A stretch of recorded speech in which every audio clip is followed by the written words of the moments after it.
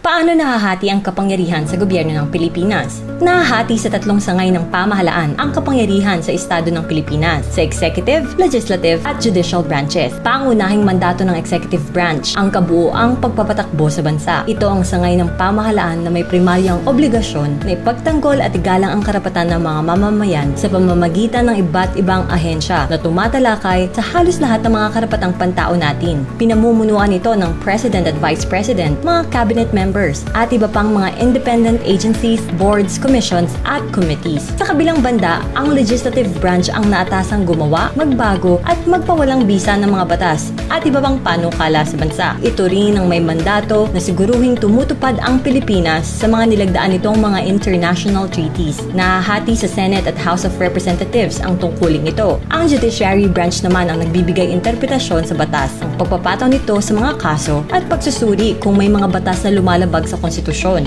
Binubuo ito ng Supreme Court at ng mga lower courts. Subalit, kung may pagmamalabi sa kapangyarihan sa anumang sangay ng pamahalaan, sino ang titingin at mag-iimbestiga dito? Dito pumapasok ang mga checks and balances o accountability mechanisms na itinatag sa ilalim ng ating 1987 Philippine Constitution. Ipinanganak ang mga institusyon gaya ng Commission on Audit o COA, Commission on Elections o COMELEC, Civil Service Commission o CSC, Office of the Ombudsman, at Commission on Human Rights o CHR upang masigurong walang monopolyo ng kapangyarihan sa buong birokrasya. Ang COA ang itinalaga upang suriin at i-audit ang paggamit ng pamahalaan sa kaban ng bayan at sa iba pang yaman ng bansa. Sa kabilang banda, mandato naman ng COMELEC na siguruhing nasusunod ang mga batas at regulasyon na may kinalaman sa eleksyon. Tungkulin naman ng CSC na pangasiwaan ang integridad ng mga proseso ng pamahalaan, partikular ang mga gawain ng mga kawani nito.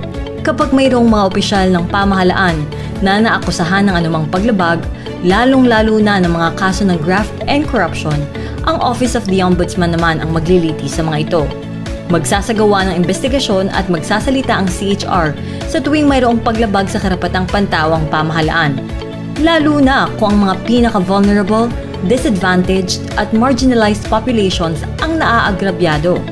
Bukod sa direktang paglabag, iginigiit din ng CHR na ang kawalang aksyon ng pamahalaan sa mga isyu na nakaaapekto sa mga karapatan ng mga Pilipino ay maituturing ding human rights violation. Kaya tandaan, kinakailangang mapanatili ang pagiging independent ng mga checks and balances ng gobyerno upang magkaroon ng kapanagutan sa tuwing may mga pagmamalabis sa kapangyarihan. Higit pa, importanteng magawa ng malaya ng mga institusyong ito ang kani-kanilang mandato upang may pagtanggol ang ipinaglaban nating demokrasya sa Pilipinas.